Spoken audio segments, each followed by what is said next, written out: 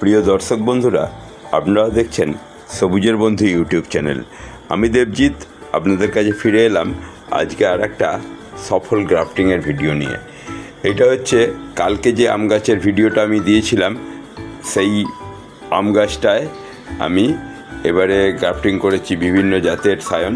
তো তার মধ্যে একটা সায়ন দেখছেন ডান দিকে খুলেছি, আর একটা আজকে খুলব। এই সায়নটা হচ্ছে হিমসাগর আমের গ্রাফটিং। তো চলুন, আজকে 18 দিনের মাথায় আমি এটা খুলছি।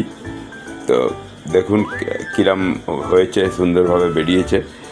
এই পলি প্যাকটা দিয়ে ওপরে ঢেকে দিয়েছিলাম, এবার দেখুন আস্তে আস্তে সরিয়ে নেব। এই দেখুন কত সুন্দরভাবে বেরিয়েছে। এই পলিপ্যাকটা এবার সরিয়ে দিলাম, আর এখন পলিপ্যাক ঢাকার দরকার নেই, যেহেতু এটা অঙ্কুর বেরিয়ে গেছে। আর এই যে গ্রাফটিং করার জায়গাটায় টেপটা জড়িয়েছি, এটা কিন্তু এখন খুলব না। এটা যখন একদম টান টান হয়ে যাবে তখন এটা আস্তে আস্তে খুলে দেবো। তো এইভাবে আপনারাও গ্রাফটিং করুন, আপনাদেরও গ্রাফটিং সফল হবে। এবং একই গাছে 4-5 রকম, 7 রকম, 8 রকম, 10 রকম আপনারা আম খেতে পারবেন।